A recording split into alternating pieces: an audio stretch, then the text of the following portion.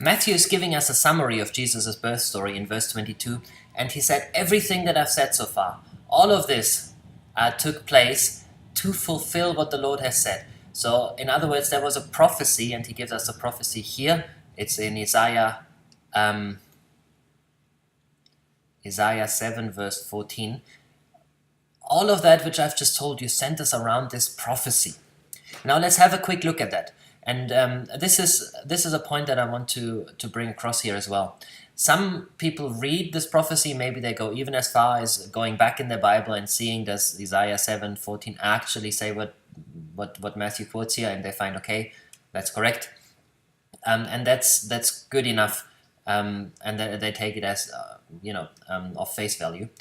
And there's nothing wrong with that. But I think if we really want to get to the bottom of what Matthew is saying here, we need to dig a little deeper. Because simply to take one verse out of the Old Testament and say, oh, okay, so this was promised and now Jesus is fulfilling it, is a sloppy exegesis at the very least.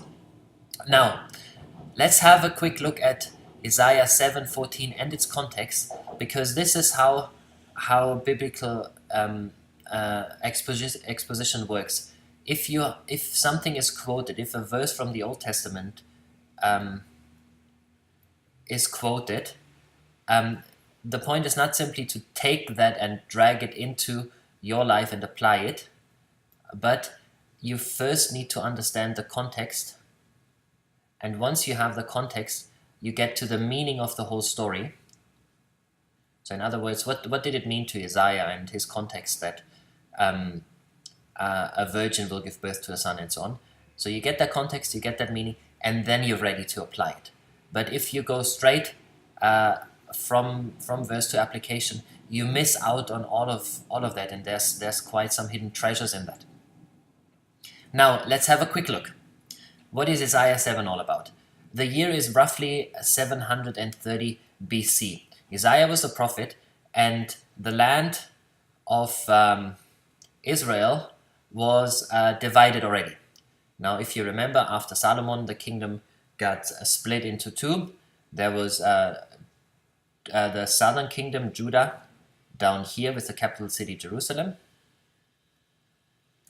And the northern kingdom was up here. The northern kingdom went all the way, and was slightly bigger, all the way here. Now, this northern kingdom was bordering Syria. In the Bible, Syria is called Aram. And the capital city is over here, Damascus. That, in turn, that Syrian kingdom was bordering Assyria.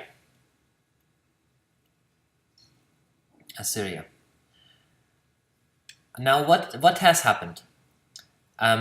Isaiah comes to Jerusalem and meets with the king there, and the king's name is Ahaz. Now, Ahaz is in quite a difficult situation. He's in quite a lot of stress. Why? Because the northern kingdom, and the king of the northern kingdom was Pekah. Pekah has gone into an alliance with the king of Damascus. His name is Rezin, by the way, if anyone's interested. Now, Pekah and Rezin have made an alliance, and their plan is to march into Jerusalem, to conquer Judea. Now, Ahaz, king of Jerusalem, king of Judea, is quite in distress, and Isaiah comes to him, and he says, I have a word from the Lord. I have a word of the Lord for you. And the word is this: you know they're plotting against you, but they will not prevail. Judah will not be taken by the northern kingdom or the Assyrian kingdom. And you will not be replaced as king. You will not be taken away from the throne. And then Isaiah says to him, ask for a sign and God will grant it to you. So in other words, do you believe what I'm telling you? The problem then was that Ahaz, unfortunately, was a wicked king. He had no interest in God, and he had certainly no interest in any sign that Isaiah promised. So he said, I don't want any of that. And then Isaiah gets angry, and he says to him, now if you don't want that, the Lord himself will give you a sign. And the sign is this: the virgin, or in Isaiah 7, the better word is a young woman. It's the same word. A young woman will conceive and give birth to a son, and they will call him Emmanuel. Back then, it wasn't unusual for sons to carry meaning. Isaiah himself had a few sons whose name had very prophetic meanings. Now, in that case, he says there will be a young woman somewhere. We're not quite sure if Isaiah is talking about his own wife, or maybe his son's wife, or maybe some princess we don't know about. But whoever this young woman is, she will give birth to a son, and she will call him Emmanuel. And that will be a sign, a prophetic sign, that points towards the fact that God will deliver Judah. God will deliver Judah, and with it Jerusalem. And that is, of course, carried in the name Emmanuel, which means God will deliver, God will save, or God is with us. All those are legitimate translations. Now, the other thing he then says to Ahaz is, because you have not believed me, because you have not believed the word of the Lord, that prophecy which I gave you about your own role, about you sitting on the throne, that will now not come true. So Isaiah gave him two promises, two prophecies. The first one was an unconditional one, and the other one was a conditional one. Now, the unconditional one is the one that came true no matter how Ahaz reacted. And sometimes God gives prophecies in the Bible, or even in your own life, that will come true no matter what. But more often than not, he gives us promises and prophecies that are conditional, that depend on the kind of faith that we have for it. In that sense, a prophecy is like a potential that can be reached if you pursue it in faith. So in the same way, Isaiah is saying to Ahaz, you can stay on the throne if you believe God. And he was not willing to do that, hence he was then replaced. Just quickly, what did historically happen? Well, Assyria, who was already a mega power back then, rose even further and went into a contract with Ahaz and Judea, and wiped out completely Syria, the Syrian, and the northern kingdom. So rolled over it all the way, and demolished it. 130 years later, the Babylonians came, conquered Assyria, and then also conquered the rest of Judea, and that was the time that was the time of the Babylonian captivity. Now, we see that entire story, and what we have to do, we see the context in which this promise was given and how it functioned as a sign, and we understand that this is what it meant. Isaiah could have just said, the whole thing will be over in 7 years, when that virgin will give a son or something, but he chooses a more dramatic fashion to express his prophecy. A young woman will give birth to a son, and then he continues and says, by the time the son will reach maturity, then all of that which I've said will come to pass, and Assyria will roll over Assyria and the northern kingdom.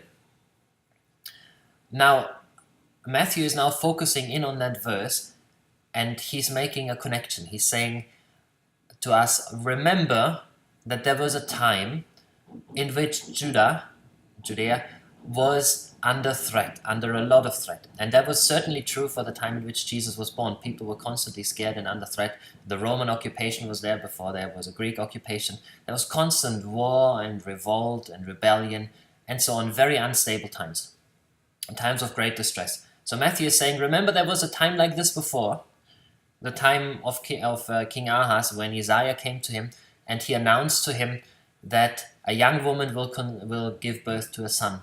And he says, now that very thing has happened again.